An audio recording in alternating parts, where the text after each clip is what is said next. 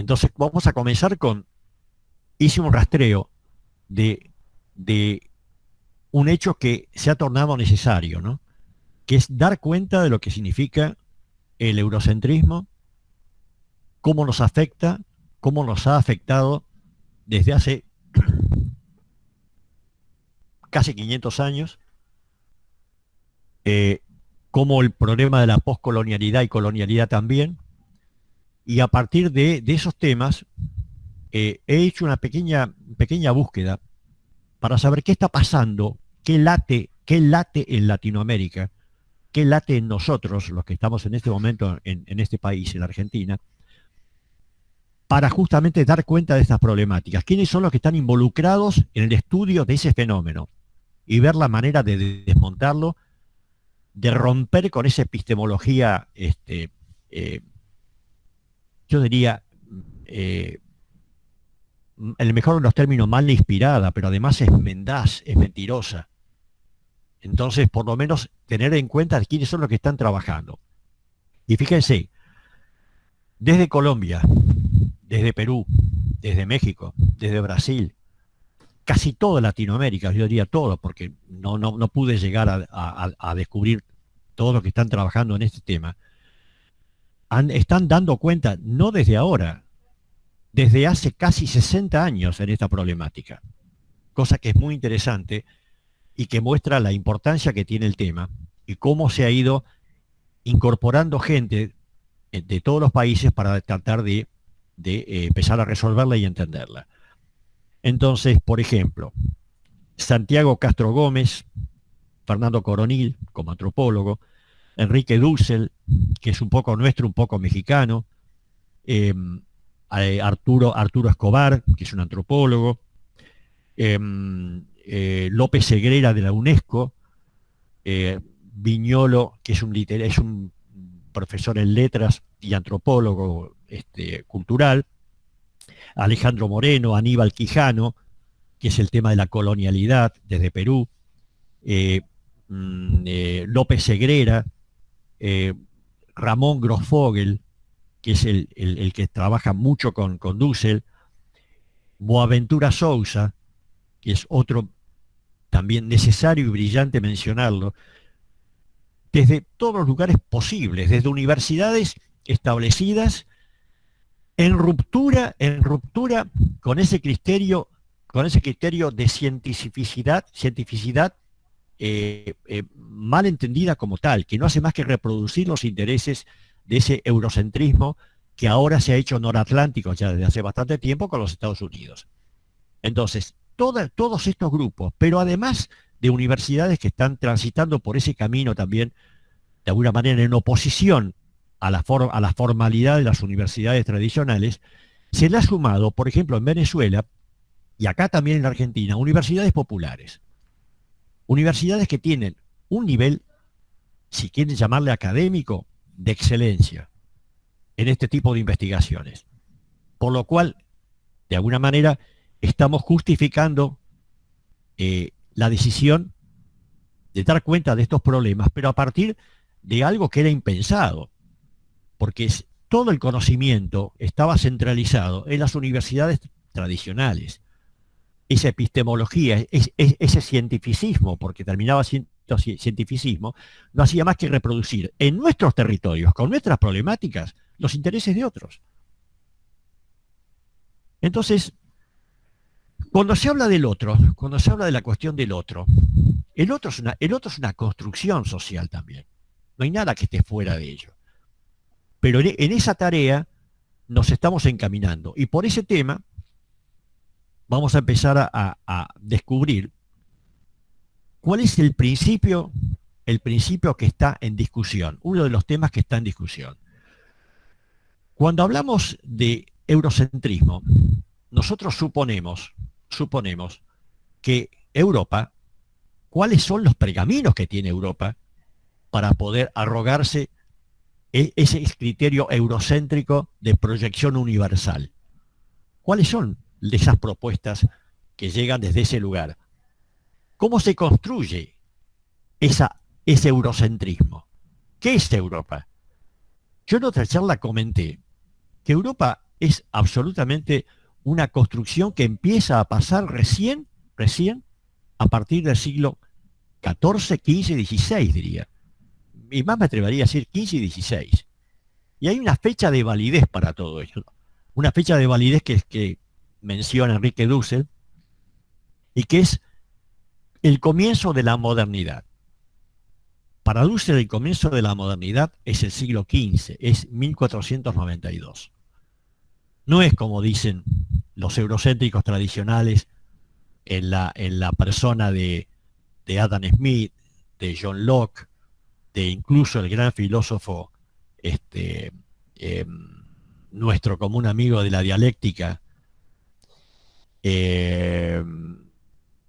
Hegel, sino que no empieza en el siglo XVIII, ya empieza en 1492. Y entonces, ¿por qué 1492? Porque Europa, hasta ese momento,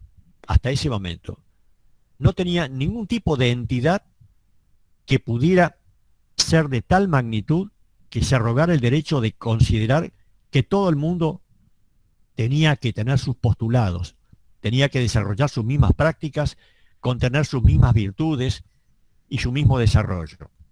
Europa no era nada más que un nombre. Recuerden, por favor, esto, creo que lo dije una vez ya. Europa es un nombre importado, es un nombre de una princesa fenicia. Era de Oriente. El nombre Europa proviene del Oriente y toda la cultura europea, por muchísimos siglos, fue dependiente del Oriente. Cuando se habla de Grecia, Grecia no era europea, entre comillas. Grecia reconocía el mundo semítico, reconocía el mundo egipcio, reconocía el mundo chino, reconocía el mundo de la India. O sea, Grecia sabía perfectamente eso. Por ese motivo, si bien no era lo mismo, obviamente, la vinculación que tuvo con el Occidente fue muy posterior. En realidad, fueron préstamos que tomó Occidente de todo esto. 1492, conquista de América. ¿Por qué Dussel y otros tantos, ¿no? Quijano, Grosfogel, dicen que es la fecha de partida de todo esto? Porque el mundo del Atlántico casi no se conocía. España es la que inicia de alguna manera este proceso donde incorpora un nuevo mundo para ellos, ¿no? Porque el nuevo mundo no era tal. Ese mundo ya existía, obviamente. Tenía entidades de todo punto de vista. Pero lo incorpora y a partir de allí se gesta lo que algunos llamaron choque cultural, otro encuentro de culturas, bueno, cosas dibujadas realmente, cosas que se dibujan desde lo ideológico. En realidad, 1492, lo que está descubriendo 1492 es el tema de la otredad, es el tema de ver qué hacemos con esos cuerpos, particularmente me refiero a España, ¿no? España y Portugal incluso, pero España más. ¿Qué hacemos con esos cuerpos que están ahí desnudos, que tienen esa naturalidad de expresión de su desnudez? ¿Qué hacemos? ¿Son humanos? Se preguntaban, ¿son humanos? Esas tremendas discusiones, dudas que había, quedan reflejadas en qué conductas y políticas se van a destinar para esos cuerpos, para esa gente. Fíjense, en 1550 se encuentran dos personalidades, Ginés de Sepúlveda y Fray Bartolomé de las Casas. En ese encuentro, se conoce como la disputa de Valladolid, en esa ciudad, dirimen acerca de qué tratamiento habría o hay que darles a esa gente. Recuerden que ya estamos en 1550, ¿no? Ya las invasiones, la masacre, el desgano vital producido en las poblaciones de América ya estaba efectivizado. Las pestes, la muerte, la guerra, la violencia ya se había desarrollado. Les llevó 50 años, casi 50 años más, empezar a discutir acerca de qué hacemos con eso. Y estoy hablando de dos figuras de carácter religioso. Los mismos jesuitas, franciscanos, dominicos discutían acerca de eso. ¿Qué había que hacer? En esa disputa, lo que dice Ginés de Sepúlveda, más o menos, no quiero ser literal, pero lo que dice es que hay que, que hay que entender que no son iguales a nosotros. Por eso mismo, como han elegido un Dios equivocado, han elegido dioses equivocados, no han elegido a Dios verdadero, debemos, debemos concientizarlos, debemos trabajar para que lo adopten y para que no haya dudas al respecto. Lo que le responde Bartolomé de las Casas es muy interesante también. Dice, en realidad, nosotros no tenemos por qué, no podemos decirle al cristiano y al que no es cristiano que la verdad está en la cristiandad. No podemos decirle que la única verdad es el tema del cristianismo o de ser cristiano. Debemos entender cómo tratar, si es posible, de una evangelización, pero teniendo en cuenta cuáles son sus valores. Bueno, esto fue muy novedoso. Dussel lo describe como la primera disputa filosófica de la modernidad. Desde luego, hay que hablar mucho más de todo esto, porque fue bastante extensa. Pero básicamente, haciendo una síntesis muy grande, en el fondo, los dos estaban situados en un mismo lugar. La proyección que hacían con respecto a esos otros era también discutible, incluso aún Bartolomé de las Casas. Cuando fue apurado Bartolomé de las Casas por el tema de que no se podía, si se liberaba tanto al indígena, a los amerindios de todo eso, que ¿cómo vamos a resolver nuestros problemas también? Entonces dijo, bueno, yo supongo que debe haber otro camino. Bueno, puede ser la negritud, que traigan, no sé, gente de África. Y la trajeron. Y cuando Bartolomé de las Casas hizo lo que se llama, después lo voy a explicar, hizo un proceso de crítica interna, sería autocrítica en este caso, dijo que tan dignos de amor, de consideración y conmiseración eran los negros como los indios. Pero no importa, fíjese en el nivel en que estamos. Fíjese en el nivel en que estamos. Bartolomé de las Casas fue el cronista de Pánfilo de Narváez. Pánfilo de Narváez era un militar al servicio de Cortés. Pánfilo de Narváez estaba en la isla de en el territorio de Caonao, la región de Caonao, y con sus tropas hizo un alto, descansó.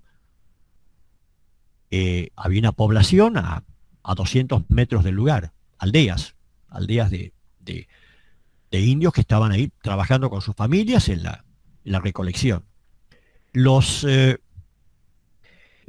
soldados, descansando, uno de ellos decidió probar el filo de las espadas, a ver si las espadas estaban afiladas.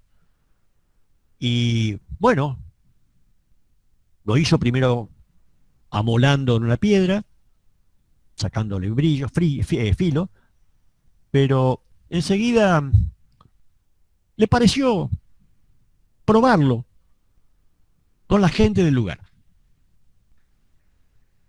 Bueno, desbarrigaron todo lo que se puedan imaginar.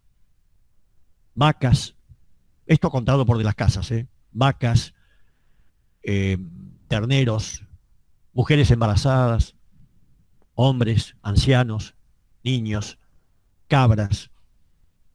Y se horroriza Bartolomé de las Casas de toda esta masacre. Dice que tan grande era la sangre que llegaba a los arroyos, al pequeño río que había. Se asombra de todo eso, se siente muy mal, y la única explicación que logra dar es que en la punta de la espada, en el filo de las espadas, se había investido el demonio. Esa es la explicación que puede dar. Y lo terrible de esta explicación, aún situándonos en la época, pero ya como se diría con el diario del lunes, no distingue vacas de mujeres embarazadas, niños de ancianos, terneros, cabras. Hay una cosa indiferenciada. El tema del otro estaba en Constitución, en Reconstitución y en discusión. No quedaba claro quién era el otro. no lo podían determinar. Entonces esas discusiones, si bien resuelven algunos puntos, son problemáticas realmente, son problemáticas para nosotros. Entonces ahí comienza un principio de criterio que Europa era la que tenía que ir en continuidad con su... Recuerden que Europa había actuado durante 700 años tratando de recuperar sus territorios de manos de los árabes islamizados. Esa proyección hacia adelante se va a establecer a partir del descubrimiento de América. Y esto, fíjense, por un lado tampoco es casualidad, ¿no? En 1570, unos años después de esta disputa famosa, desde el punto de vista de los enfrentamientos, por decirlo, militares de la época, los españoles logran en Lepanto una victoria importante que les abre el Mediterráneo, pero se habían incorporado el Atlántico. Ese mundo noratlántico entonces va a cambiar la perspectiva de todo lo que va a ser hasta ese momento el mundo europeo. Europa tenía cosas, pero no eran lo suficientes como para poder ni siquiera parecerse en ningún momento, ni en ninguna circunstancia, ni a la India, ni a China, ni al mundo árabe. El mundo árabe era de una potencia inconmensurable. A Europa le llegaba todo 300, 400 años más tarde. Papel, imprenta, brújula, le llega todo más tarde. La ruta de la seda de China tenía una vinculación en todo el mundo, desde Mindanao hasta lo que se puedan imaginar, hasta lo que sería Bagdad. Era el epicentro del mundo, eran los árabes islamizados, eran los chinos y era la India, no era Europa. Europa no existía como tal.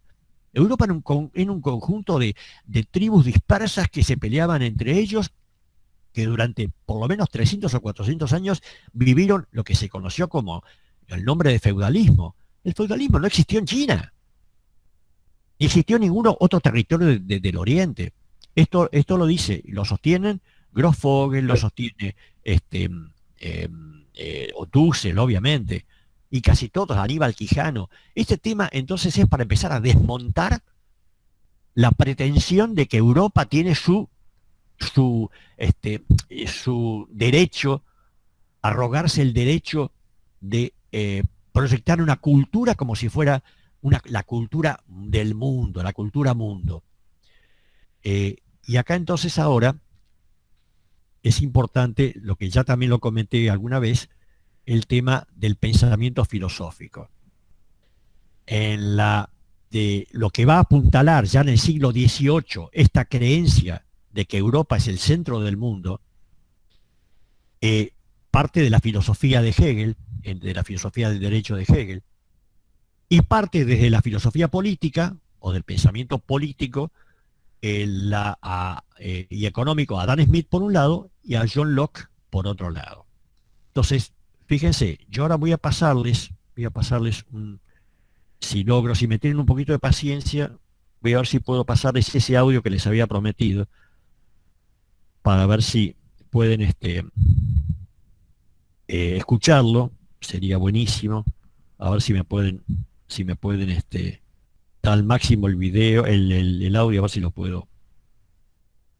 El liberalismo clásico. ¿Se escucha? Y a partir de Locke. Soy yo, su tratado de gobierno, del segundo tratado de gobierno, tiene criterios muy claros acerca de lo que considera derecho de propiedad como propiedad privada, porque para él es derecho ante todo del individuo sobre sí mismo. Es algo así como una disposición personal de esa libertad. Y el derecho de propiedad también puede serlo sobre las cosas, dado que resulta del ejercicio de la propia disposición del individuo no solo sobre él mismo, sobre sí mismo, sino sobre la naturaleza, ocupándola y trabajándola. Entonces es un derecho subjetivo, individual, que constituye que debe así prestar constitución al derecho objetivo social. Acerca el teléfono más al... Tiene que responder a las facultades del individuo. No hay derecho legítimo fuera de esta composición. En realidad, cuando se habla de las tierras vacantes libres de América, libres, ya sabemos, entre comillas, ¿no?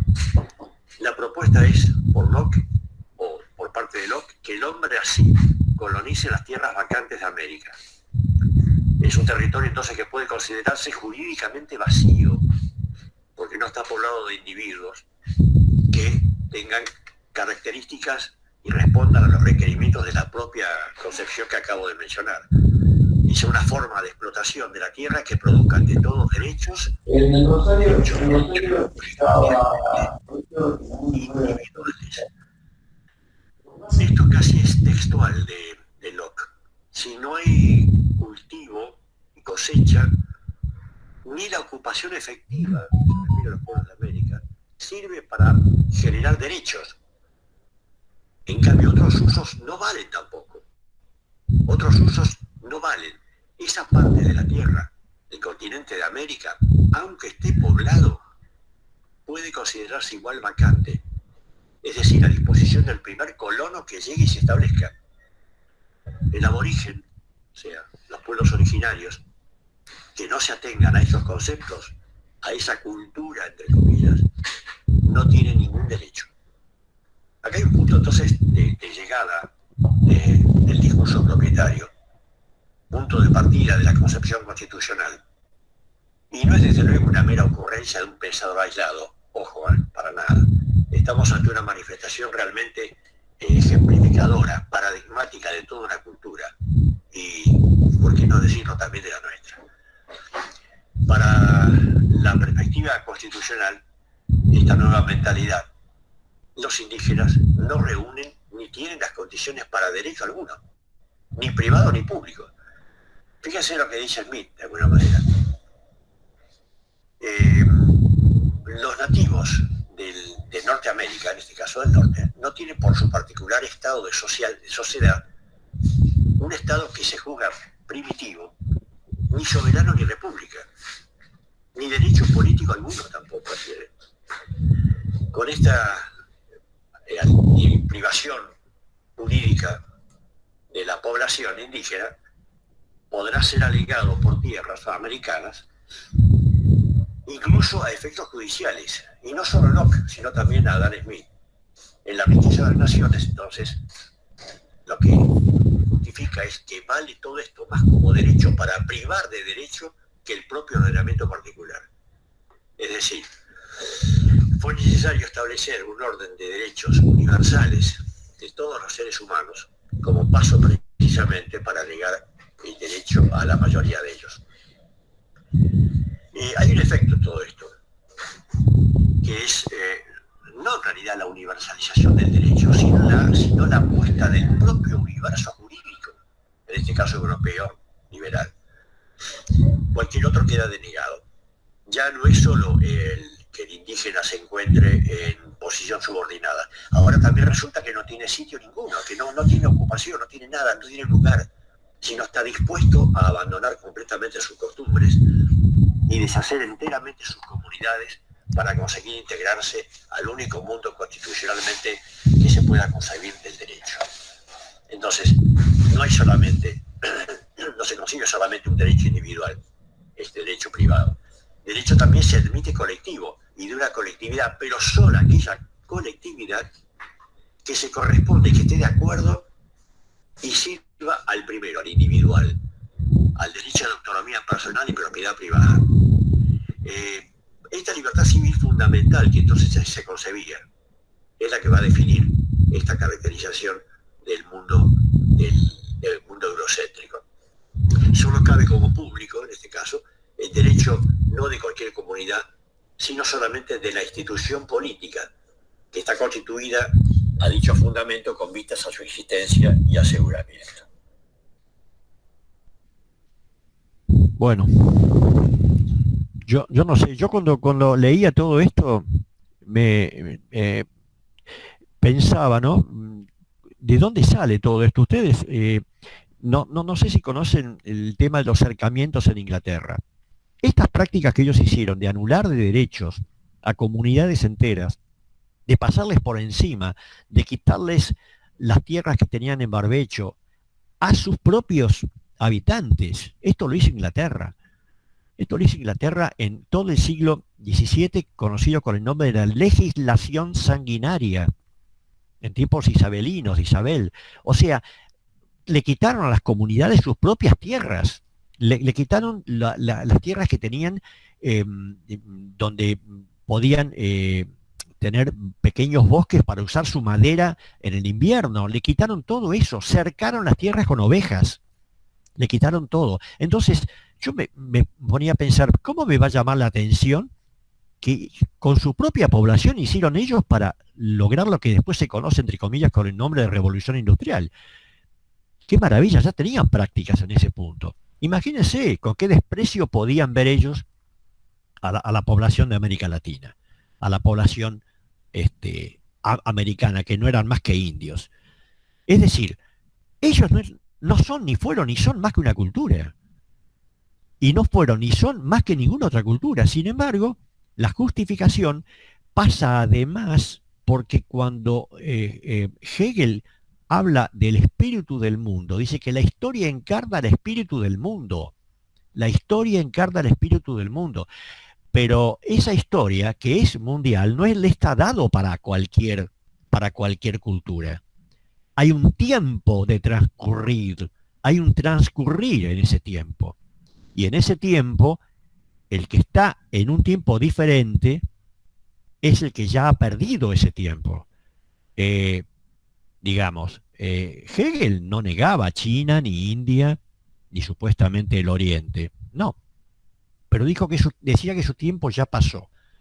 Por lo tanto, como es un acontecer, un desarrollo permanente todo esto, el último es el que tiene de alguna manera, el que justifica de alguna forma, con su presente y en su presente, la prioridad para elegir y para proponer una cultura, y que las demás se adecuen a ella.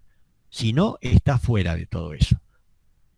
Entonces, dicho esto desde un filósofo de la envergadura de Hegel, se imagina que no era fácil discutirle todo esto. Con esto, ¿qué se lograba? Fíjense, se lograba, por un lado, que lo que significaba, ustedes se imaginan que la historia es diacronía, es movimiento. En ese sentido, Hegel tiene razón, la historia es un movimiento, es movimiento. Pero el movimiento no tiene una jerarquía, una jerarquización de valores. No es que el que llega primero o el que llega después no tiene. Acá lo que se borra en la diacronía, por favor estemos atentos, se borra la sincronía, se borra lo sincrónico. Es decir, acá lo sincrónico, que son los mismos momentos de culturas tan importantes como otras, no existe. O sea, la diacronía anula la sincronía.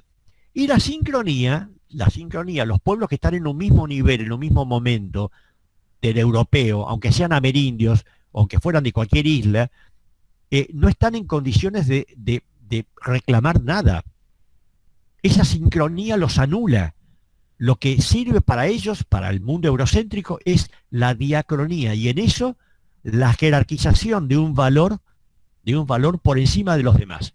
Somos los últimos, somos los mejores. La cultura va de Oriente a Occidente, somos los últimos. Es la cultura europea la que vale. Ahora, esa es una ruptura en el pensamiento, en el pensamiento filosófico. Una ruptura fenomenal, que va a ser justificador de lo que va a pasar después con el eurocentrismo. Pero miren, me detengo acá y díganme, por favor, si esto más o menos quedó entendido, si hay algo para aportar, porque lo que viene ahora todavía es más denso en el sentido de la problemática, no por el discurso. Así que díganme si quieren participar de algo, alguna duda, algún comentario, por favor.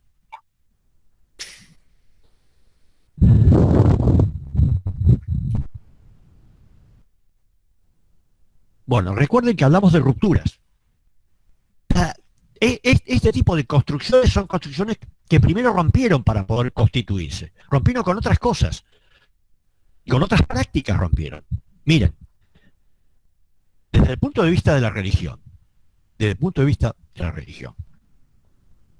la religión judeo-cristiana Esto es un elemento a tener en cuenta. La religión, la base judeo-cristiana,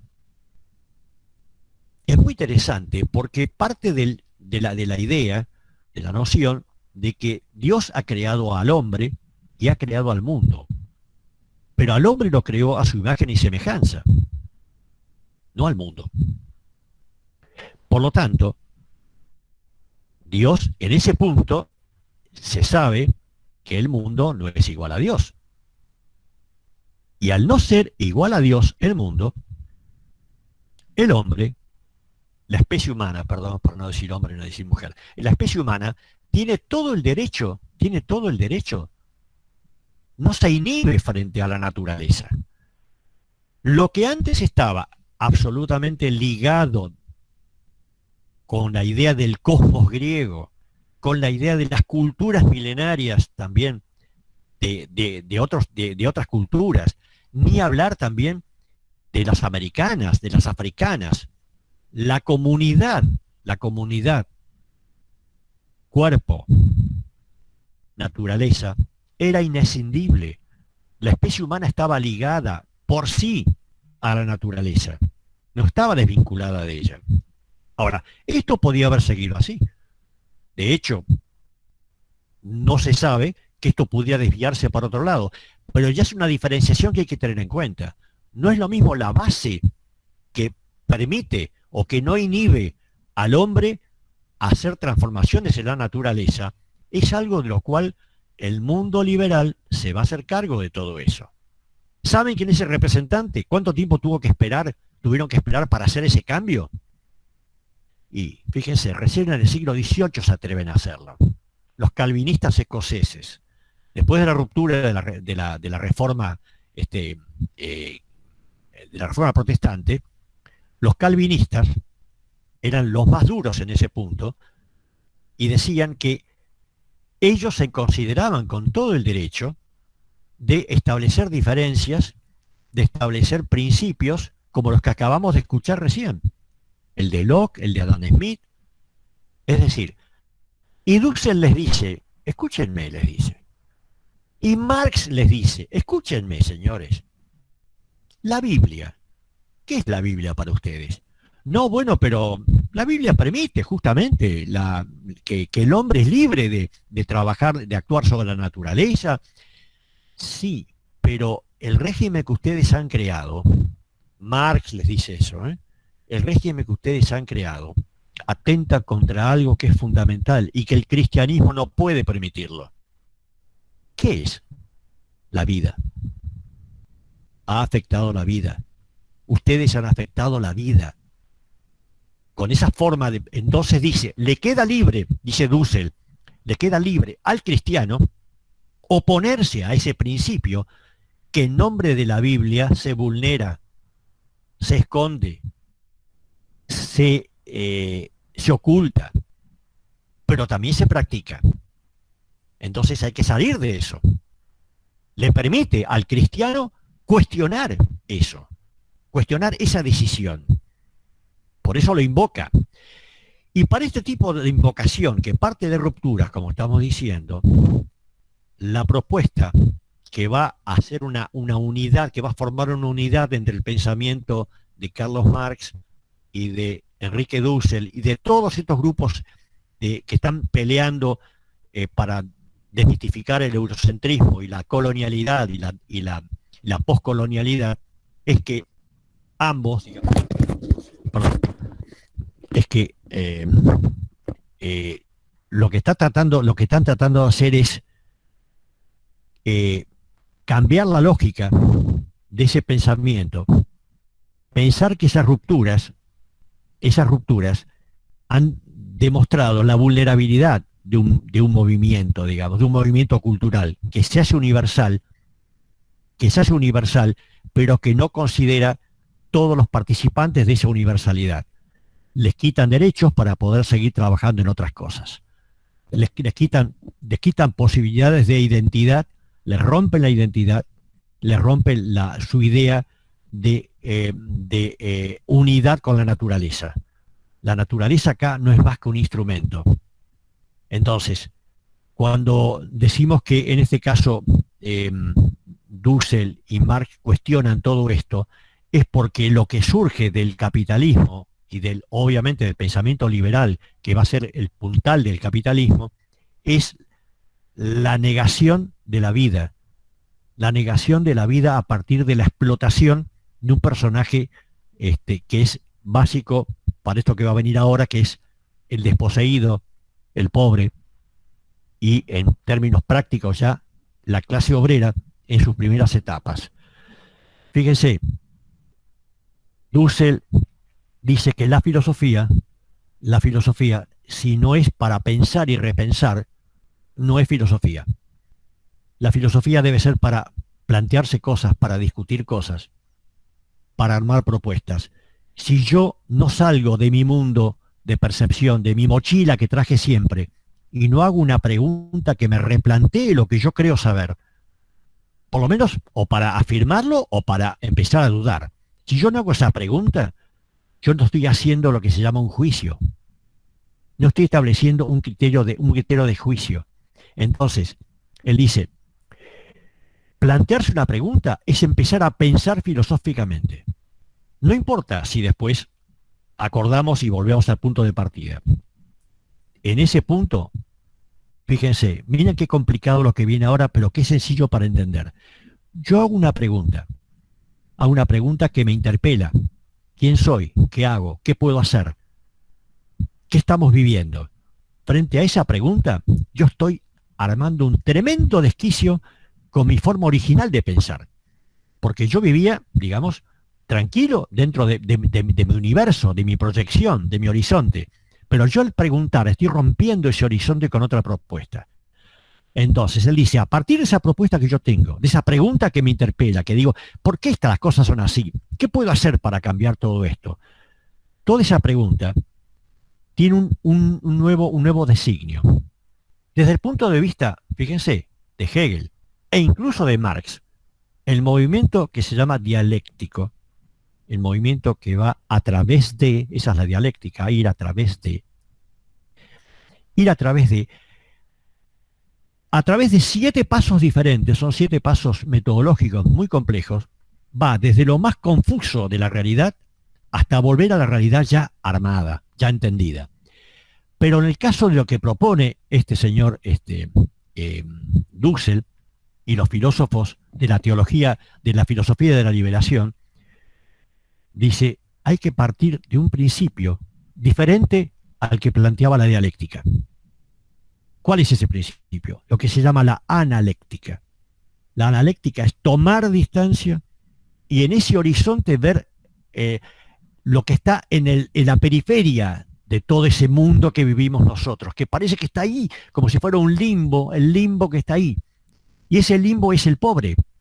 Hay que pensar a partir de ese personaje universal que está constituido desde hace tanto tiempo en nuestra cultura. Miren, fíjense lo que dice, es un resumen mío, ¿no? Pero lo que dice de la dialéctica hegeliana, la confrontación, la discusión que impone, no les voy a decir quién es, lo voy a dejar en reserva. Contra la dialéctica, dice. La dialéctica asegura la constitución de un sujeto universal. Pensemos en Hegel, por favor. Sujeto universal. A través de la historia. Hay un sujeto universal a través de la historia. Existió siempre, y existe siempre para Hegel, de una verdad reconciliada, de un derecho en el que todas las particularidades se van a ordenar. Se ha colonizado el discurso histórico, que por el contrario, el discurso histórico constató una práctica social de guerra que la transformó por ocultamiento en una paz autoritaria. Se negó la guerra para proyectar una paz autoritaria. Entonces, ¿qué quiere decir esto? ¿Quién lo dice? Esto lo dice en la genealogía del racismo Michel Foucault. Está rompiendo con todos esos principios. Es decir, no es necesariamente que tenga que haber una guerra, sino simplemente que está negando esa posibilidad de que hoy hay conflicto social, de que es una construcción social. El sujeto universal es producto de una construcción universal también, de una construcción social. Entonces, digamos, todo esto empieza a echar luz de lo que es el sustrato, el criterio del eurocentrismo. ¿Qué hay detrás del eurocentrismo? Una creencia autoritaria, forzada, incluso hasta filosóficamente, políticamente, de su actuación en el mundo entero durante siglos. Ya lleva siglos todo esto. Yo creo que esto, que lo traté de sintetizar de la manera más sencilla posible, nos deja el camino para una última ruptura, que es cómo han colonizado las ciencias sociales. Cómo este sistema mundo, que ahora algunos llaman también neoliberalismo, que existe obviamente,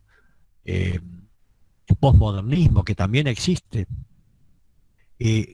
cómo ha ido transformando todo esto, ¿no? Las ciencias sociales, fíjense, la sociología fue trabajada, fue casi construida, no sé si intencionalmente, pero para resolver los problemas del eurocentrismo, de los eurocéntricos, del poder político del eurocentrismo. La antropología es una ciencia social del siglo XIX, pero que no está pensado para dentro del mundo europeo. Está pensado para la periferia, está pensado para los otros. Es decir, esa ciencia antropológica tiene que ocuparse de esas poblaciones que están en ese lugar que no es Europa, que no son los Estados Unidos, y que tampoco forman parte necesariamente del mundo chino o árabe, o que ya los árabes ya han sido dejados de lado, mismo los chinos y los indios, y los hindúes, fuera, todo eso fuera. De lo que se trata ahora es de ver qué entidad le damos al mundo americano, al mundo africano, esos territorios que están, desde el punto de vista del simbólico, vacíos. Es decir, me parece que todo esto, digamos, habla de que esa ruptura trabajó en nombre de esos principios eurocéntricos. Esas ciencias sociales fueron unos saberes que se instalaron para estudiar las asimetrías y las desigualdades del resto del mundo con respecto a Europa. Lo veían al principio como una cosa exótica, en el romanticismo se veía como algo exótico, la cultura americana, la cultura turca, la cultura fuera de Europa.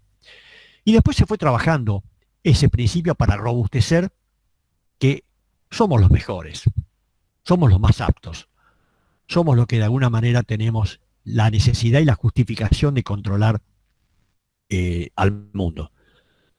Es decir, entonces, digamos, la justificación del sistema, porque todo esto está ligado, cuando hablamos de eurocentrismo, de neocolonialismo, de mundo imperial moderno, me refiero al siglo XIX, este mundo, digamos, que se justifica de esa manera y se autojustifica, se trabaja a partir de esos valores en las universidades, en todo el ámbito escolar. Fíjense, cuando Paulo Freire dice, hay que enseñar a leer, complementa con algo que es brillante realmente. Hay que aprender a leer el mundo. Hay que empezar a entender cómo funciona el mundo. Y entonces, no es solamente una cuestión, digamos, formal de la enseñanza y todo eso. Pero para enseñar a leer el mundo, en nombre de Freire, hay que empezar a trabajar con contenidos totalmente diferentes. Hay que empezar a demistificar las creencias que las tenemos incorporadas desde la misma educación. Desde que nacemos, desde nuestra escolaridad, preescolaridad y escolaridad, estamos inmersos en un sistema de valores que son totalmente prestados. No son realmente compartidos de manera genuina, sino que están impostados. Fueron trabajados durante siglos, casi 200 años, de una educación absolutamente orientada hacia ciertos valores y no a otros. Y en esto, bueno, hay mucho para hablar de esto. Habría que hablar de las formas disciplinarias, en todo este tipo de construcciones, y que de alguna manera hace más visible todo esto, a pesar de los ocultamientos que se producen siempre. Saber, poder y verdad van de la mano. Saber, poder y verdad. Y esto es lo que hay que empezar a romper. Por eso que hay una lucha tremenda en el ámbito educativo por cambiar estas concepciones, por dotar de nuevos contenidos, de nuevas estrategias, de nuevas miradas, para que lo que teníamos tanto tiempo incorporados comience a cambiar. Entonces, es una tarea muy dura. Desde luego, ellos tienen el poder del manejo de las formas educativas y de los contenidos y de esos valores. Pero bueno, en ese aspecto podemos pelear. Desde el sentido común, desde nosotros, el sentido más llano, más común de la gente, trabajar por un nivel por lo menos de principio de realidad. No digo ya de conciencia, de concientización, porque no es nada fácil hacerlo, realmente es complicado. Pero por lo menos se tiene que hacer algo de esto. Entonces, para eso estamos. Fíjense, hay un tema que voy a pasar un poco a otra cosa, pero que tiene que ver con todo. Cuando hablamos de todo este tipo de tareas que tenemos para hacer, fíjense, nosotros tenemos el tema del criollo.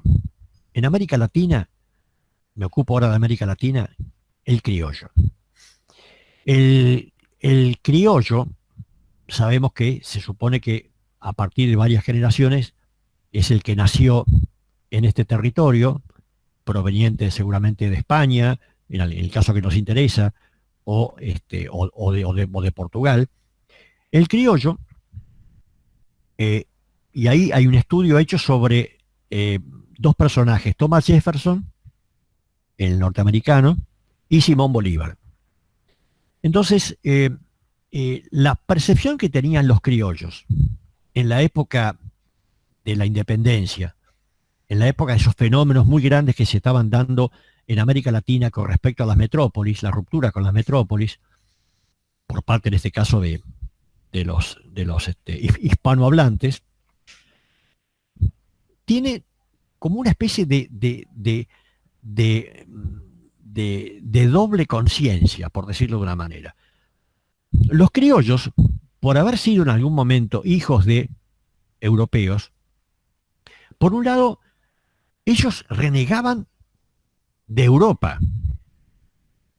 Veían su tarea, lo que tenían que hacer acá. Veían su tarea de romper con esas ataduras que los ligaba con Europa. Pero no negaban su europeidad.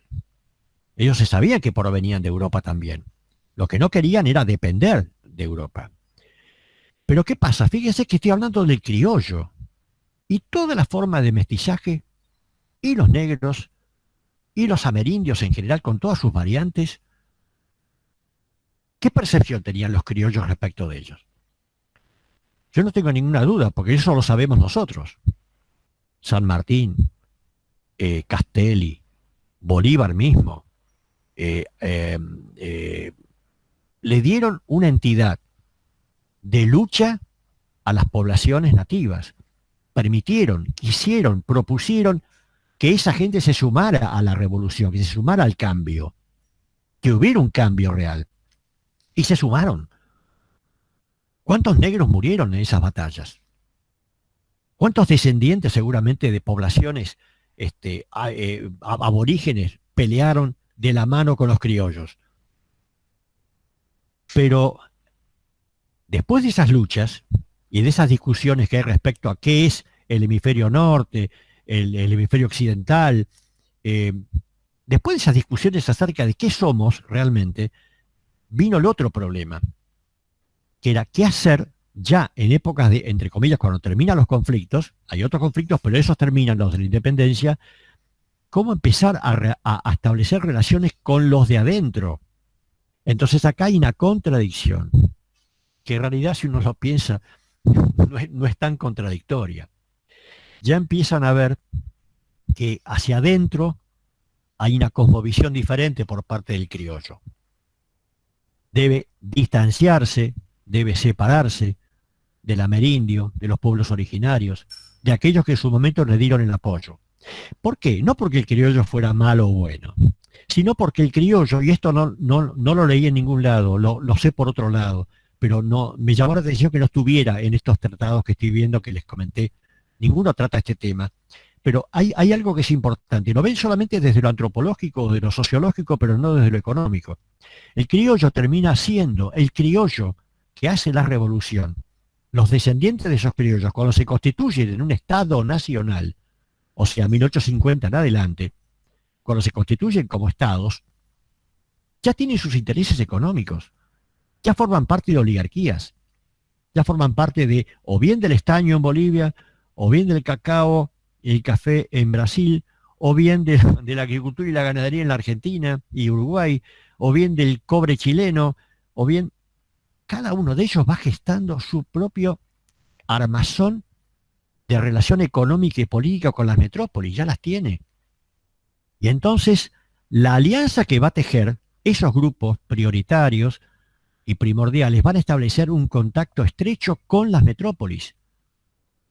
Y en ese punto, todo aquello que se oponga a ese proyecto va a ser negativo para ellos. Y así aparece un tipo como Sarmiento. Y no es para defenestrarlo ni nada. Mitre. Y no necesariamente me interesa defenestrarlo, sino simplemente situarlos en la realidad. Roca. Hablo de Argentina particularmente. Pero cada país tiene su historia en ese punto. Entonces, esos criollos, en una etapa diferente, ya han roto con esa unidad que tenían en algún momento con los grupos que les habían dado el apoyo en el momento independentista. Ya muestran los dientes hacia adentro también. Es el que enturbia, el que oscurece, el que entorpece, el que no permite el progreso. Fíjese que estamos en plena época del positivismo. Entonces, esa gente se opone, está molestando. Y bueno, no ahorre sangre de gaucho. El primer enemigo es el gaucho. ¿Por qué? Porque tiene sus costumbres, sus prácticas sociales. El otro enemigo va a ser, bueno, había sido el indio, ¿no? En su momento, obviamente, por algo, los espacios vacíos, entre comillas, del general Roca tienen que ocuparse. La Patagonia estaba vacía. La conquista del desierto, bueno, trabajo ideológico, no hay ninguna duda. Y entonces, el tercero va a ser, ya en épocas más recientes, el inmigrante. El inmigrante va a ser el personaje a seguir, a quien hay que tratar. El inmigrante porque venía con, seguramente desclasado de Europa, con problemas en Europa políticos, con problemas de hambrunas por las guerras y de inestabilidad social y económica, y vienen acá también con un marco ideológico muy fuerte. Viene desde la masonería, viene desde el anarquismo, ponen en tela de juicio la mirada y la actuación y la acción del Estado, y eso es peligroso, eso es peligroso. Entonces esos grupos peligrosos son tratados de la manera más sintética posible. Sencillo, ley de residencia, 1902, aquel que molesta, afuera. Lo repatriamos. O si no, lo encarcelamos. Estados Unidos fue más pragmático en eso. Estados Unidos directamente los mató, los fusiló. Acá también lo fusilaron. Fusilaron 3.600 obreros con sus familias en Iquique, en Chile. Fusilaron en la Patagonia trágica cuántos cientos de trabajadores de la zona, del quebracho, los quebrachales del norte, Chaco, Misiones, bueno, en fin. Este tipo de cosas hace que el criollo, por favor, pensémoslo en términos actuales. El criollo, los descendientes de los criollos, los que estamos desde hace 5 o 6 generaciones en esta tierra, que no somos de las comunidades aborígenes, que no somos de las comunidades originarias, ¿cuál es nuestra tarea? Bueno, tenemos que empezar a entender que hay muchos de esos criollos que ahora están totalmente ayornados a través de sus intereses, de su simbiosis con el mundo europeo y norteamericano, sobre todo ahora, que realmente hay que empezar a dar cuenta de ellos. Por eso estamos como estamos. Cuando se habla de esos sectores medios, bueno, son las herencias de este tipo de proyección social e ideológica. ¿Cómo hacer para todo eso? Y hay que pelear. Hay que pelear para que nosotros que somos los criollos entendamos esa realidad desde la mirada del vencido, desde la mirada del oprimido, pero también desde nuestra propia mirada, porque estamos siendo oprimidos por ellos. Estamos siendo oprimidos por estos criollos, entre comillas, después de 150 años, que los están comiendo vivos, y que están comiendo vivos los recursos naturales, la vida de los que tienen que trabajar por falta de trabajo, en fin, lo dejo como duda y como trabajo futuro. Desde la historia nosotros hemos transformado, hay una historia que se llama del presente. La historia parece que dejó de ser pasado y es una historia presente continua. El pasado ya no importa. ¿Por qué?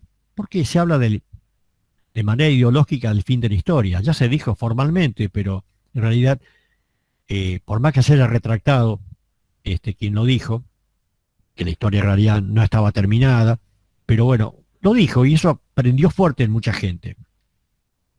Y esa ruptura con el pasado, con nuestro pasado, con nuestros pasados, no nos permite ver qué está pasando ahora. Pero hay una frase que es alentadora, que dice Dussel por ahí, ¿qué es el futuro? El futuro es el presente que está llegando.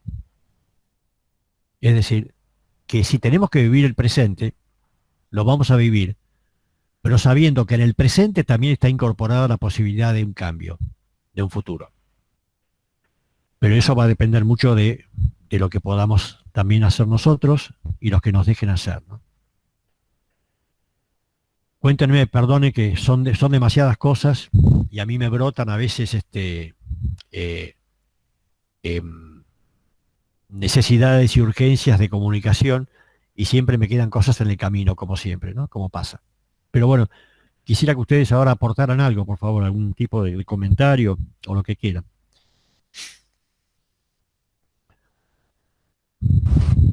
Roberto, si me permitís, me hiciste pensar mucho en alguna frase que tiraste por allí cuando hablaste de cómo el poder, estas son mis palabras, no fueron las tuyas, el poder separó al hombre de la naturaleza, ¿no? Le negó el contacto con la naturaleza. Y me quedé pensando, digo, claro, el hombre inserto en la naturaleza es autónomo y es autosuficiente. Y esto ha pasado con los originarios. Y ha pasado con todo rebelde que intentó sobrevivir con sus propias reglas en la sociedad que se supone van a organizarnos, ¿no? O nos venden como organizada. Entonces, en la medida en que nos organizan la sociedad o nos organizan cómo vivir en sociedad, cada vez perdemos más el contacto con la naturaleza y la propia autosuficiencia. Porque dependemos del orden que se establece. Mirá, es el tema de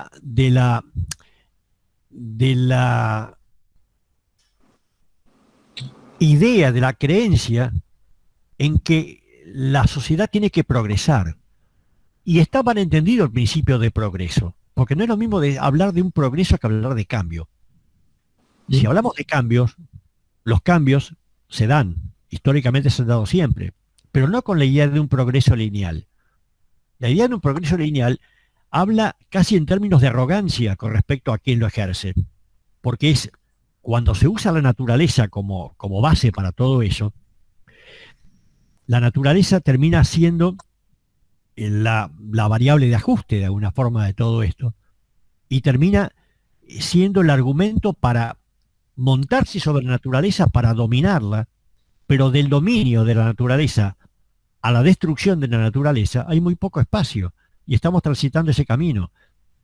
Entonces, la desvinculación del hombre con la naturaleza, la desvinculación de mente, cuerpo, razón con lo natural, es lo que justamente nos pone a prueba. Por eso es una ruptura. Y esa ruptura tenemos que tratar de entenderla. ¿Por qué se produjo esa ruptura? Pero sobre todo, cómo cambiarla. Cómo empezar a cambiarla, cómo revitalizar los valores que teníamos para salvaguardarnos y volvernos a incluir en la naturaleza.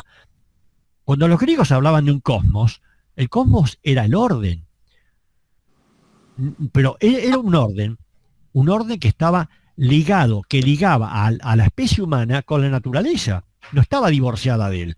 Acá el orden es un orden social instalado desde un marco ideológico, que es justamente la creencia de que ese orden tiene que ser así, y no de otra manera. Y el orden es un orden, digamos, para ir de la mano con la naturaleza, tenés que respetarla y entenderla.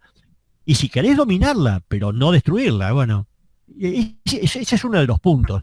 Por eso que la base en un principio era religiosa.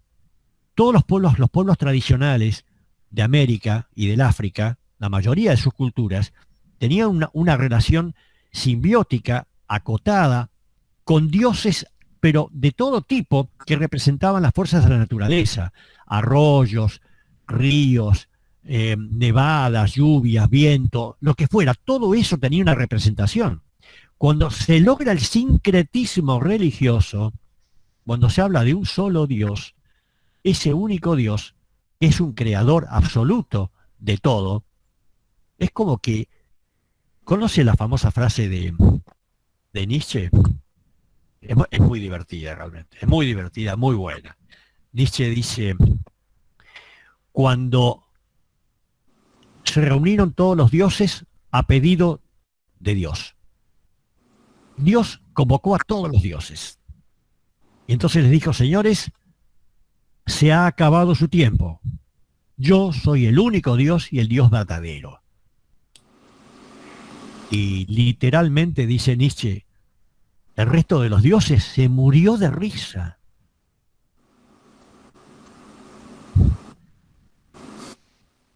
Es muy bueno, realmente. Se murieron de risa todos. Y sí, murieron. Murieron de la risa que le causó ese Dios del sincretismo judío-cristiano y musulmán. Muy interesante, realmente. Se rieron y desaparecieron. Claro, murieron de risa. Literalmente murieron de risa. Ya no tenían nada más que hacer. Acá es como que en muchas culturas se da esa ruptura. Fíjense, cuando ustedes creo que conocen, deben conocer por lo menos una carta famosa que le envía un jefe, no sé si era iroqués, de qué pueblo originario norteamericano, a un presidente norteamericano, que el presidente con las mejores intenciones realmente para evitar no sé, la destrucción de las tierras, la matanza o como quieran llamarle, no sé, porque los americanos no se privaron de nada tampoco en ese tema, pero hubo un presidente que dijo, bueno, no sé, a mí le mando una carta a este jefe indio, no sé si era Sioux o iroqués, no me acuerdo, y le dice queremos comprarle sus tierras. Queremos comprarle sus tierras. No sé, digan ustedes lo que precisan, cuánto les parece, en fin, pongan ustedes como un cheque en blanco. La respuesta de este jefe indio, y obviamente primero supuestamente debía haber hecho una buena asamblea con el resto de sus grupos tribales, dijo, pero ¿cómo yo voy a poner precio a esto? ¿Cómo yo puedo decir cuánto valen los arroyos, el monte, las piedras, el río, la vida, los pájaros, la naturaleza, los animales que debemos cazar para sobrevivir? ¿Cómo yo voy a poner un precio sobre algo que no es mío? No es nuestro. Por eso el tema de la comunidad es tan importante, y por eso cuando hablábamos hace un rato de Locke y hablábamos de Adam Smith, lo que acá se rompe es el principio de la comunidad, pero la comunidad resiste, y resistió durante mucho tiempo. Y es más, los últimos trabajos que se están haciendo en antropología, en sociología, hasta en ciencias políticas, se habla del tema comunidad. Antonio Negri, que había escrito el libro Imperio, ahora ha escrito un libro que trata absolutamente con figura relevante a la comunidad. Ni siquiera al colectivismo, porque el colectivismo ya nos suena medio raro por el tema de la Unión Soviética, ¿se acuerdan, no? La colectivización, que también habría mucho que hablar en ese punto, muy interesante, pero por eso se habla de comunidad. La comunidad deriva de comunión.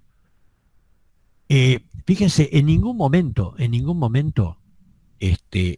cuando habla Dussel defendiendo a Marx, justamente, es porque lo que dice Dussel es que cuando se dice que había, digamos que el comunismo, lo que plantearía, mejor dicho, no comunismo, lo que plantearía Marx sería el ateísmo, dice, pero qué error, Marx no era ateo para nada. Es un error grave ese pensar que era ateo. No, a él no le interesaba el tema de la religión, pero se valía sin ninguna duda de los principios religiosos de todas partes del mundo. Entonces, desde ese punto de vista, el tema de la religiosidad es fundante en algún punto. Y otra cosa más que ya que estamos lo voy a comentar, es que el tema de la crítica que se ha hecho a Marx en este caso, es la forma en que trató a las sociedades que no fueran las europeas dominantes. Es decir, como que minimizaba la acción, ni hablar de América Latina, de África, no los tenía en su horizonte de discusión, no le interesaba realmente. Y entonces, en ese punto, aparentemente desde la idea del progreso, porque Marx estuvo en esa época, no pudo salir de esa idea tampoco, no pudo salir de la línea del desarrollo y del progreso indefinido del positivismo, pero tuvo la capacidad y la autocrítica de cambiar radicalmente su posición, aunque no lo crean. Dussel es un estudioso monumental de toda la obra de Marx, creo que es uno de los pocos que debe conocer la obra casi completa de Marx. Dijo, pero se están equivocando, por favor lean la carta a Anenkov. Él se conectó con los populistas rusos de 1856-57. Desde el 53 se empieza a estar en contacto con los populistas rusos. Fíjese que Rusia todavía no había logrado la emancipación de los siervos. Estamos en 1857, 56-57, pero ya se estaba dando un grupo que estaba enfrentado con el poder de los zares. Y cuando sale el Capital, en el año 57, los populistas rusos le piden a Marx, por favor, mándenos sus escritos. Y Marx le dice a Engels, ¿y estos? ¿Para qué quieren mis escritos? ¿De qué les sirve a los rusos todo esto? Porque Marx estaba pensando en la revolución, en un cambio revolucionario, pero a partir de lo más desarrollado, pensaba a partir de Inglaterra. No lo pensaba a partir de Rusia. ¿Qué era Rusia? Rusia era un lugar, casi un limbo, no es una cosa extraña. Y ahí empieza a plantear las dudas, lo habla con Engels, y empieza a contactarse con ellos, y se da cuenta, y empieza a rever su capacidad etnográfica monumental, y a darse cuenta de la importancia que tienen los populistas rusos como proyecto alternativo, que no había una sola salida, que no había una sola forma de romper esa relación del capital, con el capital. Y en otra carta esclarecedora, se los digo a ustedes casi en confidencia, una carta que le escribe a otro ruso llamado Anenkov, que es brillante. ¿Cuántos les han dicho ustedes que Marx era un economicista que solamente pensaba en las relaciones económicas de producción y que todo pasaba por el lado de la economía? No, por favor, no se entiende nada, hay que leer a Marx. Marx, ¿sabe qué le dice en la carta a Nenkov? Miren, voy a ver si lo tengo por acá porque es espectacular. Son muy pocas hojitas. Y si me esperan un segundo, se las voy a leer. Porque hay un libro que escribe Proudhon, el fundador del anarquismo, donde él cuenta, hace una relación de ese momento del sistema capitalista, y Marx le dice: usted no entendió nada. Usted escribe miseria de la filosofía, yo le voy a escribir a usted la filosofía de la miseria, porque no entendió nada de lo que significa lo económico y lo que es superestructural o ideológico y político. Parece que no entiende nada usted. Mire, a ver si lo tengo por acá, porque es espectacular. La carta a Nenkov, a ver si la puedo encontrar.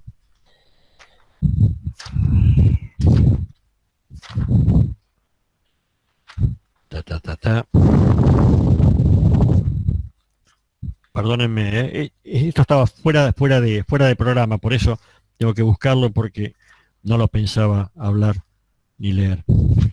Mientras buscas eso, Roberto, Dale.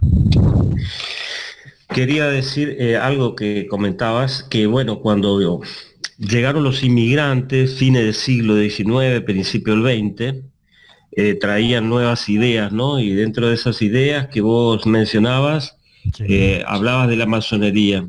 Y la masonería ya operaba aquí en el continente hace más de 200 años, antes de la llegada de esos inmigrantes. Sí. De hecho, la expulsión de los jesuitas es obra de ellos, porque fue la condición sine qua non a partir de la cual la masonería británica se planteó que para colonizar este continente debía lograr, porque de lo contrario, si no expulsaba primeramente a los jesuitas, no iba a poder funcionar su invasión, su revolución, todo lo que ellos implantaron luego, ¿no?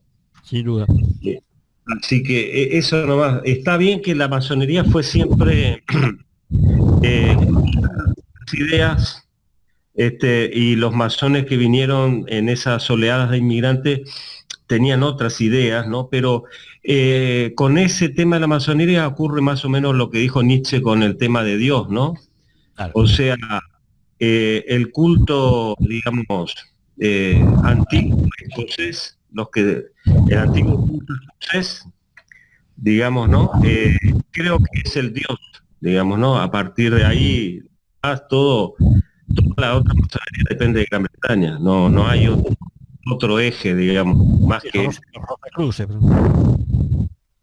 Sí, Gran Bretaña, digamos, es ahí está todas las decisiones, digamos, ¿no?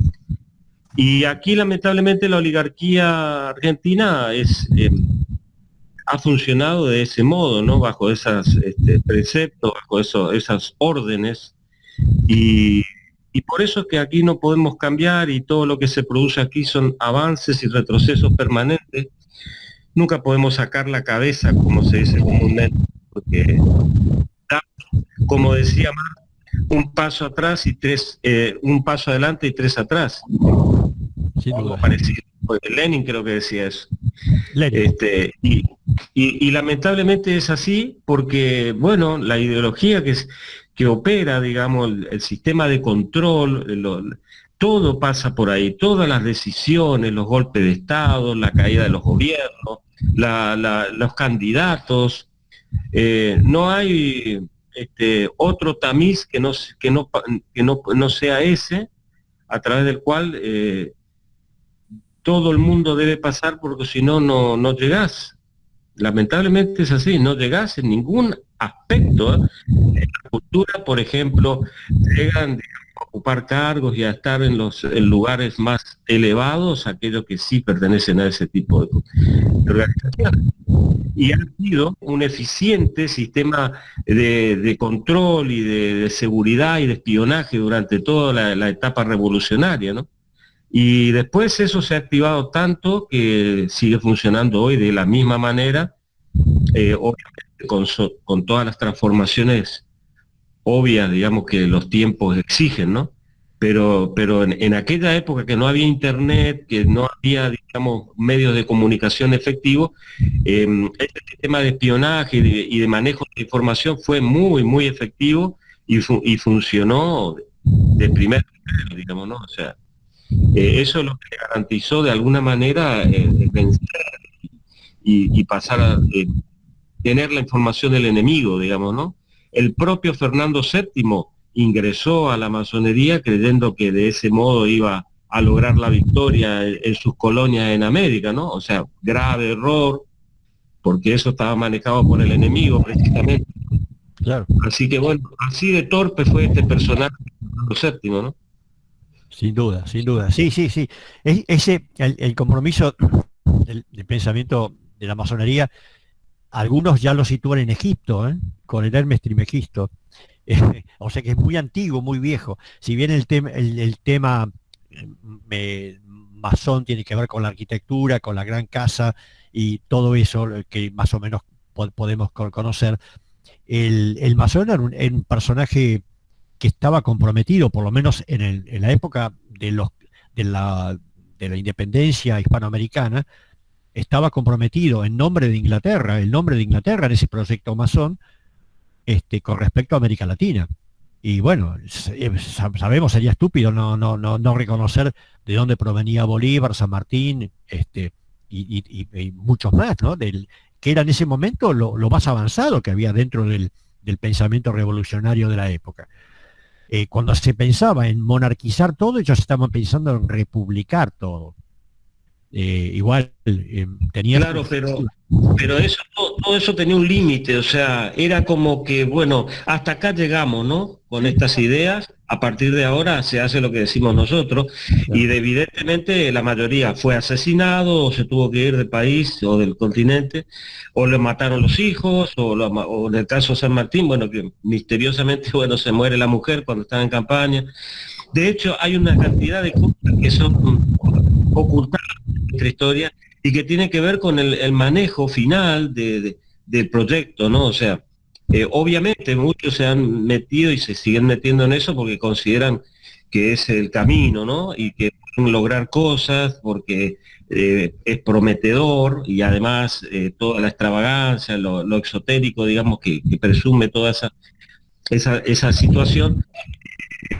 Lo hace atractivo, ¿no? Pero sí, es cierto lo que vos decís, es muy antiguo, pero guarda con eso porque todo se ha transformado y los verdaderos conocimientos se han manipulado y se han puesto al servicio de otros objetivos. Que esos objetivos, digamos, de dominación están centrados en una clase, en un grupo muy pequeño, muy reducido, que maneja obviamente el mundo y que toma la en general, digamos, ¿no? Hacia dónde vamos. Y que es capaz de crear vida, lo de ahora o ver. Así de alguna manera ha funcionado siempre y ha servido muchísimo todo este andamiaje que han creado y que lo han modificado, lo han transformado de sus verdaderas bases, ¿no? Creo yo, ¿no? Sí, Sin me duda. parece. No, sin duda, sin duda. Vamos a encontrar permanentemente este tipo de estrategias y de tácticas, porque si vos te pones a pensar lo que estás diciendo, esto está de alguna manera entendido en principios de confrontación, en principios de dominio, en principios, te diría, de guerra. Lo que supone todo esto, y esto está dicho por Foucault muchas veces, esta confrontación, esta forma de dominios de saber y de poder, se dan justamente, históricamente, porque son construcciones sociales que se dan a través de formas políticas.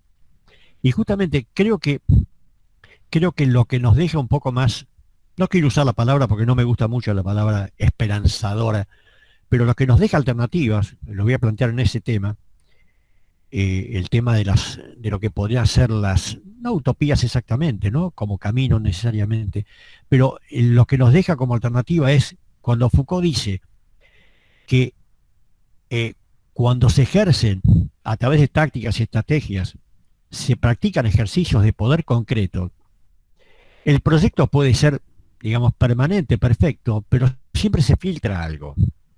es el fenómeno de la resistencia. La resistencia está siempre presente y es lo que permite cambiar justamente las relaciones de juego, las relaciones de poder. Porque como queda bien claro, el poder no es una propiedad, es un ejercicio. Y como tal, todos detentamos la posibilidad de establecer cambios. Y si no, ¿qué estamos haciendo acá? ¿Qué estamos haciendo en esta reunión? Si no es tratar de empezar a repensar todo esto y ver estratégica y tácticamente cómo podemos empezar a cambiar todo esto.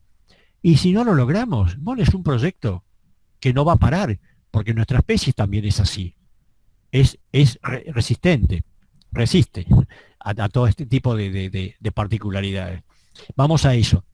Y el último punto que quería dejarles, así ya los dejo un poco en libertad, fue lo que me pidieron un par de compañeros inquietas, como siempre, con el dolor que nos propone todo el tema, lo que está pasando en Cuba, desde luego también en Colombia y demás, pero me plantearon la posibilidad de empezar a hablar un poco de Cuba. Y bueno, no sé cómo ven en este caso la situación. Acabo de escucharlo al presidente en el canal de ¿cómo se llama? Telesur, que explica lo que está pasando con el problema aparentemente de los apagones y la falta de respuestas que puedan tener, aunque la tienen de alguna manera, para con el pueblo y para con la realidad, ¿no? Y explica desde una parte técnica qué es lo que pasó, qué es lo que está pasando y cómo lo están resolviendo, cómo lo están solucionando. Pero fíjese la dignidad de este hombre y de los que estaban con él, ¿no? No habla necesariamente de lo que todo el mundo sabe y lo que todo el mundo habla, que es el bloqueo, de lo que significa la posición de sus enemigos políticos, sobre todo los de afuera en este caso, con la complicidad de grandes latinoamericanos también, y ver un poco cómo lo está resolviendo con la dignidad de, en este caso, un gobierno que entiende lo que le pasa a la gente y que nosotros tenemos que salir a replicar, porque ellos no necesitan replicarlo de igual manera que nosotros. Ellos han vivido una revolución, han estado dentro de la revolución. Si bien ya han pasado 3 generaciones desde la revolución, lo han vivido y lo han vivido desde los abuelos, hasta incluso parte de sus padres en esa lucha. Y entonces, yo estuve 2 veces en la isla, tuve la posibilidad de estar allí, y yo no tengo palabras, así que prefiero que hablen otros, porque lo único que puedo decir es un reconocimiento genuino de las luchas que está haciendo, que hizo y que sigue haciendo el pueblo cubano a partir de todo lo que le está pasando, ¿no? Pero me acuerdo una vez, como anécdota, fui 2 veces. La primera vez fui en representación de un grupo de chiques de 5º año que se recibían en Nicolás Avellaneda. Habían sido alumnos míos en 3er año, yo los había dejado de ver porque había cambiado de turno. Ellos y ellas me fueron a buscar y me pidieron que los acompañara a Cuba. Le dije, ¿pero cómo? Primero me dijeron que querían estar en el viaje de egresados, que yo fuera al viaje de egresados con ellos. Yo le dije, no, perdóname, yo a Bariloche no voy ni loco, chicos, vayan ustedes, diviértanse. No, profe, no nos conocen a nosotros, déjense jorobar. Vamos a Cuba. ¡Ah, la puta!, dije yo. Mi madre. Dije, bueno. Y y me invitaron desde luego y dije, no, yo me pago todo, y si no puedo pagarlo no voy. No, usted va a venir, no, yo voy a pagar todo. Fui con ellos, fui con mi expareja y tuve una experiencia realmente única. Estuve en contacto con la gente, estuve en contacto con las universidades, con los colegios secundarios, con los centros de salud. Tuve 15 días a full en Santiago de Cuba y en La Habana. Pero hubo una reunión, una charla que a mí me dejó, como se dice, gratamente sorprendido. Es cierto que fue hace muchos años, ¿eh? Ojo, yo hago distingos de los tiempos y no quiero universalizar mi experiencia, pero en realidad en una plaza estábamos los estudiantes y las estudiantes de la Avellaneda, ellos departían con los cubanos de las plazas, discutían, charlaban de política, qué sé yo, y de pronto se acercaron un grupo de chicos y chicas de Cuba y empezaron a mirarle las zapatillas y la ropa, las remeras que tenían los chicos de la Avellaneda, ¿no? Las chicas. Y, uy, ¿eso cuánto vale? Que yo, que no. Y empezaron a plantear todo eso. Y los chicos estos y chicas de quinto año le empezaron a cambiar cosas de ellos por las zapatillas, por la remera. Una cosa muy interesante, se quedaban descalzas. Y cubanos eso. Y estaban discutiendo el tema de la política del país, que yo que sé cuánto, y se fue acercando, yo veía como a unos 30 metros a un hombre grande, que escuchaba atentamente lo que se estaba charlando y se acercó al grupo nuestro, pidió permiso, dije, como no, adelante. Y les dijo a los cubanos que estaban ahí, les dijo, escuchen, dice, lo que ustedes dicen está bien, que sean críticos del gobierno en muchos puntos, y está bien que lo hagan, y hay que seguir haciéndolo siempre, dice. Pero si ustedes lo que proponen es un cambio, no lo dijo así, pero como diciendo un cambio de paradigma, un cambio político de paradigma, ah, bueno, dice, entonces quieren, textual, entonces quieren ser como Haití. ¿No se dan cuenta de que los que van a venir les van a poner las condiciones que ellos dicen en nombre del liberalismo y del capitalismo? ¿No lo saben eso? ¿No lo intuyen? Se hizo un silencio de respeto absoluto, se fueron yendo, se saludaron y se fueron los chicos cubanos que estaban allí. Es decir, desde una crítica, ellos viven la crítica también al sistema, ojo, y yo creo que es válido. Es válido porque ellos están hablando desde adentro de un proceso, ¿no? Desde afuera como nosotros y nosotras. No lo hemos vivido eso nosotros y nosotras. Tenemos que aprender mucho de todo eso.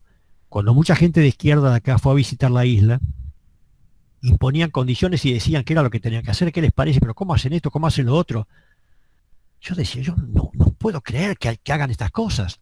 Escuchen, aprendan, discutan, pero primero escuchen y aprendan. Y cuando nos pedían las opiniones a nosotros, yo dije, yo vengo a aprender, acá vengo a escuchar.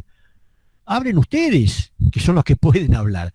Ustedes sabrán en qué se están equivocando o no. Yo no puedo dar opiniones más que de respeto hacia ustedes.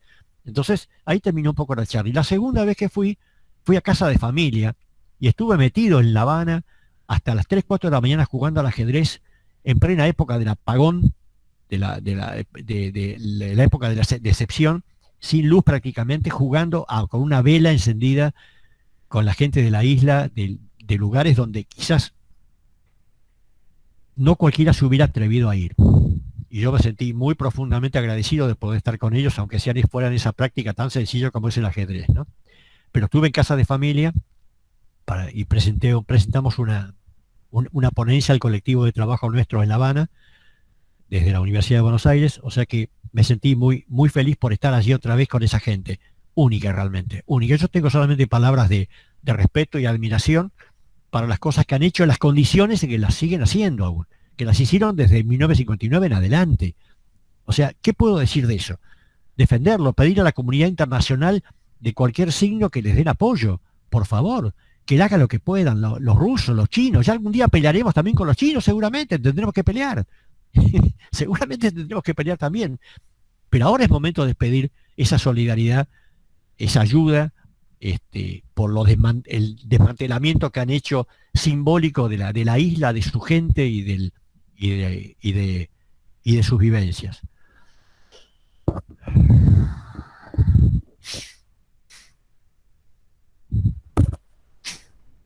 ¿Puedo decirte algo, Roberto? Perdón. Fundamentándome en lo que vos dijiste como ejemplo de eurocentrismo, que más o menos si uno tuviera un método quisiera clavar un clavo con una tenaza, yo creo que justamente es eso lo que hace constantemente desde hace 62 años Cuba, una isla pequeña clavada en el costado de los Estados Unidos que necesita hacerle un bloqueo de 62 años y ahora ocasionarles un peligro y un malestar, que también lo tienen ellos porque son un pueblo muy sufrido, que tiene realmente hambre y necesitan trabajo, y han cambiado la consigna antigua de patria o muerte por patria o vida, que hay que analizarla, y me gustaría que vos la analizaras porque tenés todas las herramientas para hacerlo, que yo creo que ellos han aprendido a clavar un clavo con una tenaza, y muchas cosas diferentes y muy creativas con respecto a lo que es el pensamiento central y la cultura central. Y si nosotros estamos en esa isla, vamos a ver cómo son de creativos y cómo han podido suplantar todo lo que era necesario para un pensamiento eurocéntrico por reconocer lo que es la felicidad, lo que es el vínculo con la naturaleza que tienen ellos, y todo lo que han podido soportar gracias a reconocer ciertos valores que no tienen precio. Eso es lo único que quería decir.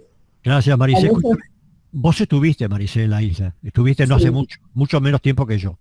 sí, estuve varias veces. Por eso, ¿por qué no nos contás alguna experiencia?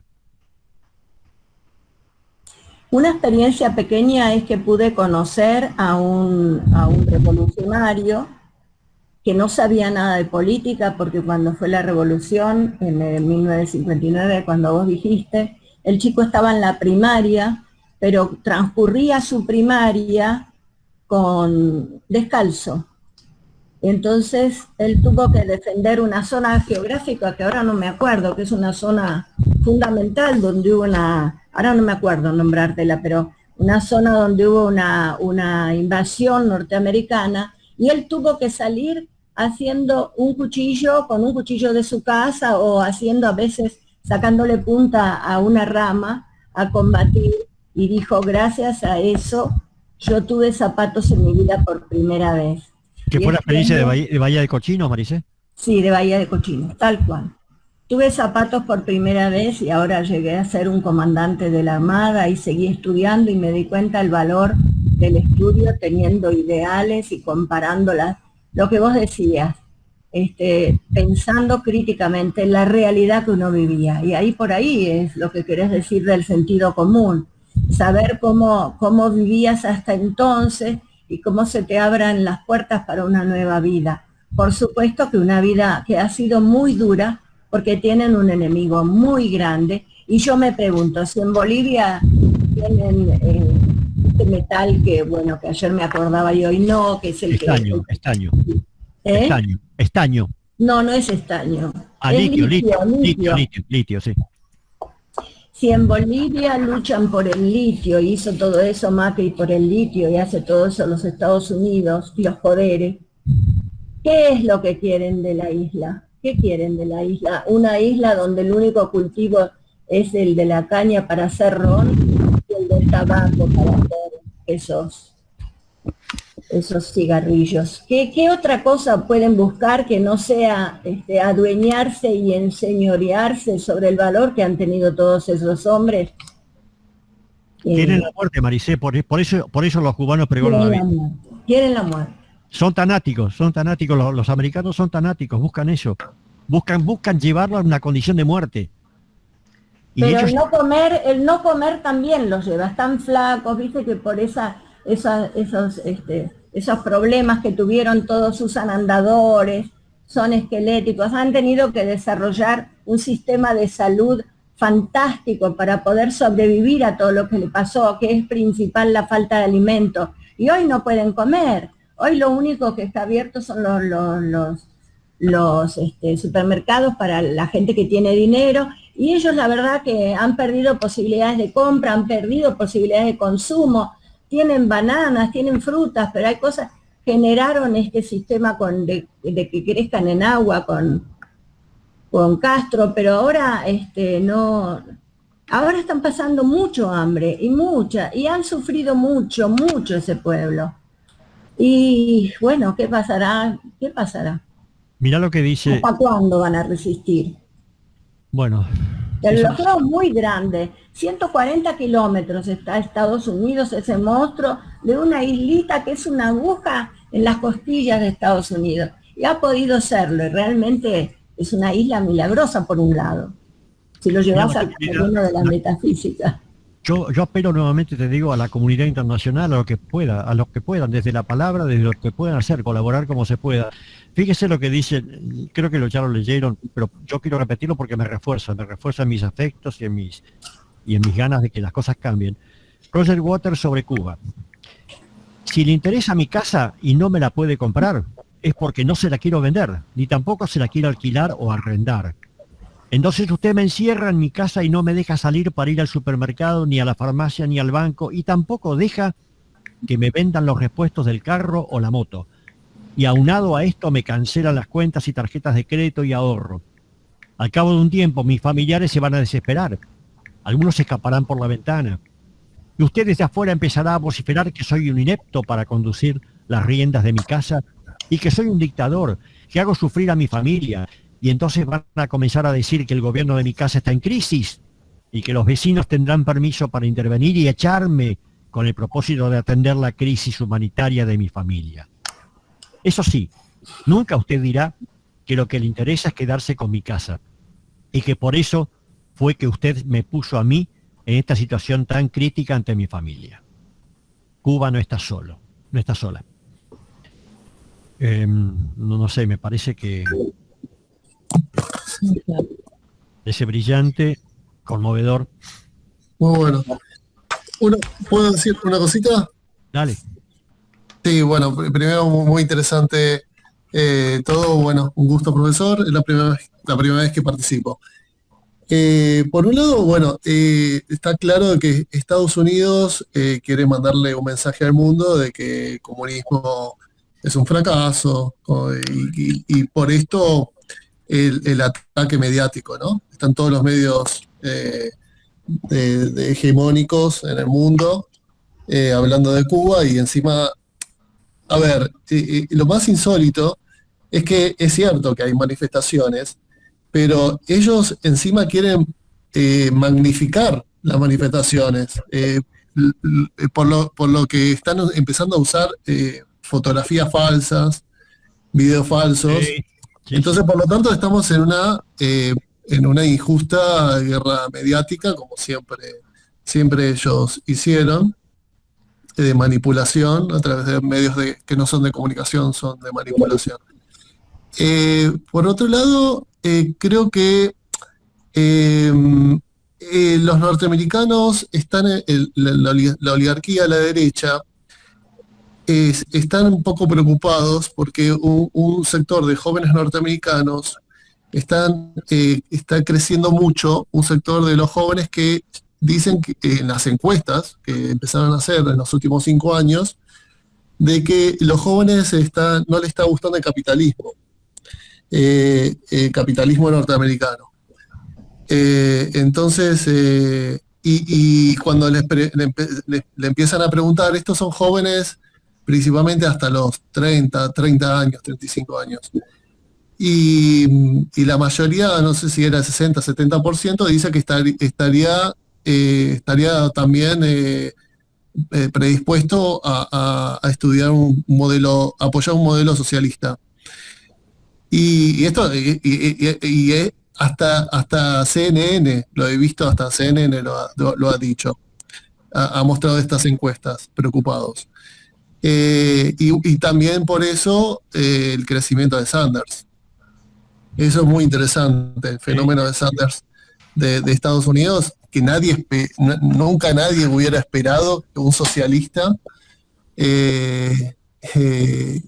llegara a ser como la tercera figura más importante o con mayor imagen dentro de los demócratas en el país, si bien ganó Biden. Y encima dicen, esto me lo confirmó un politólogo, que Sanders tiene muy buena relación con Biden, a pesar de las diferencias que tienen, y porque parece ser que Biden también lo necesita, porque él fue el que logró conseguir más votos jóvenes, del sector joven, de los votantes jóvenes de Estados Unidos. Y creo que es muy interesante también analizar ese fenómeno. El grupo de Sanders tiene muchas mujeres, nuevas legisladoras. Tiene a la congresista más joven de la historia de Estados Unidos, Alexandra Ocasio-Cortez, que es brillante, tiene creo que 28 años, 30 años, algo así. Y bueno, caso de, entonces, por supuesto que está relacionado con Cuba, porque por supuesto es que ellos necesitan que el régimen, que según ellos es un régimen dictatorial, mostrar como que es un fracaso, y luego también relacionarlo con Sanders, con la ideología de Sanders, de que también sería un fracaso. Pero bueno, yo creo que por supuesto que estamos en un problema, porque también, a ver, por un lado, las redes sociales, que no solamente penetran a los cubanos, que a través de mentiras y de fake news, que también nosotros somos víctimas, y todos los movimientos políticos progresistas de Latinoamérica somos víctimas de esto, y bueno, vamos a tener que prepararnos mejor comunicacionalmente, y también en educación, y bueno, porque los desafíos son demasiado grandes. Yo, por ejemplo, un último comentario, soy activista por la renta básica. Bueno, no sé si escucharon de esta propuesta que está creciendo mucho en el mundo, que se plantea que va a ser inevitable tarde o temprano. Bueno, hay distintas versiones, hay algunas versiones que dicen por el desempleo tecnológico, que cada vez es más grande en el mundo, es mayor, y hay estudios que dicen 15 a 20 años se van a perder la mitad de los empleos, y no va a quedar otra que para la gente pueda vivir dignamente, darle una renta básica. Pero ya hoy en día es indispensable, porque por suerte está creciendo mucho el movimiento, no solo en Europa. Hay más de 80 experiencias en el mundo. Colombia y Chile se instaló en la opinión pública, y creo que si no vamos en este camino, la extrema derecha nos puede ganar, porque ellos se agarran del descontento de la población, y bueno, por supuesto que aprovechan y venden sus espejitos de colores, engañando a la gente, prometiendo, como Trump, ¿no?